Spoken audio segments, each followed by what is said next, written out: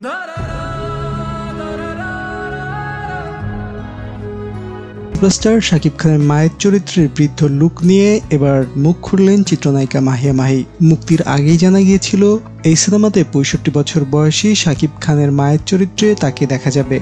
সিনেমাটি মুক্তির পর মাহিকে এভাবে দেখে মিশ্র প্রতিক্রিয়া জানাচ্ছেন দর্শকরা। কেউ বলছেন বৃদ্ধ মায়ের চরিত্রে মাহি ভালোই করেছেন, আবার কেউ কেউ বলছেন মেকআপটা আরেকটু ভালো হতে পারত, আবার কেউ কেউ বলছেন নায়িকা মাহি এভাবে মায়ের চরিত্রে অভিনয় না করলেও পারতেন। দর্শকদের নানাই অভিমত নিয়ে এবার মুখ খুলেছেন মাহিয়া মাহি। তিনি গতানুগতিক ধারার বাইরে থেকে একটু বের হতে চেয়েছেন।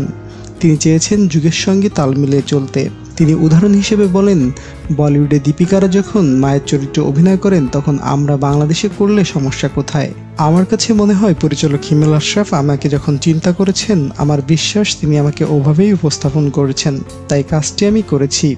শাকিব খানের বৃদ্ধ মায়ের চরিত্রে অভিনয় করার দারুণ অভিজ্ঞতা হয়েছে মাহির, এমনটি জানিয়েই নায়িকা আরও বলেন, সিনেমাতে সন্তানের সঙ্গে বৃদ্ধ মায়ের কথোপকথনের জায়গা খুবই আবেগময়। চরিত্রটি করার সময় আমার সন্তান ফারিসকে কল্পনায় রেখেছিলাম। আমি কখনোই ভাবিনি আমি শাকিব খানের মায়ের চরিত্রে অভিনয় করছি। আমি কল্পনায় রেখেছিলাম আমার ফারিসকে।